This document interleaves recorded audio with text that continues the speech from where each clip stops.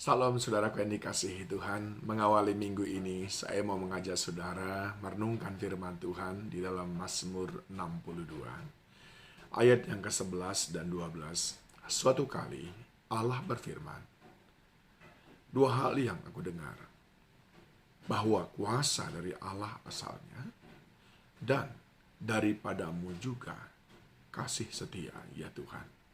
Sebab Engkau membalas setiap orang menurut perbuatannya.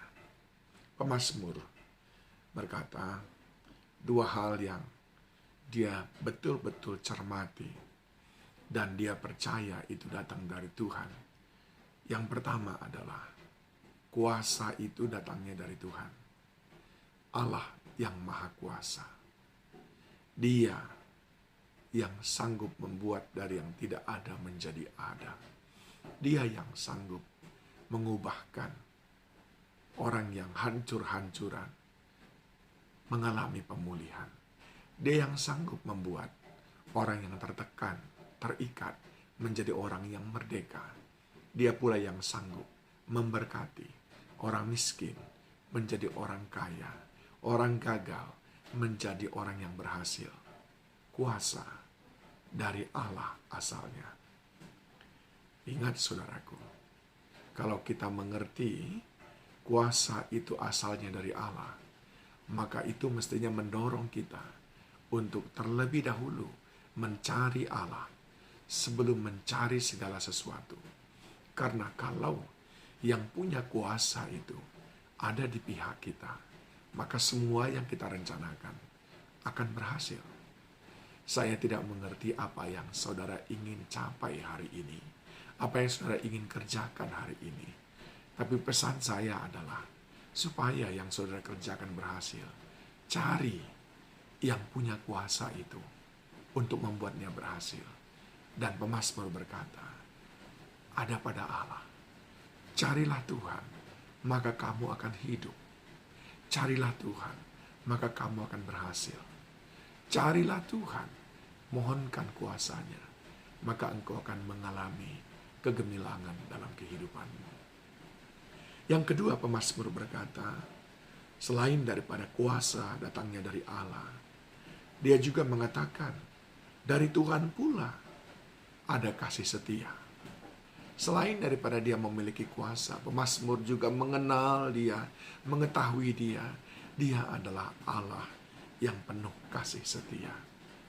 Kasih setia sungguh sangat dibutuhkan oleh kita orang-orang yang berdosa. Mengapa saudaraku? Kita tahu tanpa kasih Tuhan kita tidak bisa hidup. Tapi kita juga tahu sekalipun Tuhan sudah sering mengasihi kita, kita sering pula gagal untuk menjaga supaya kita tetap berkenan padanya.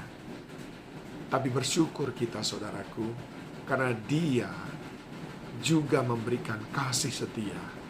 Dia tidak hanya sekedar mengasihi kita pada waktu kita mendengarkan dia, tetapi dia setia mengasihi kita.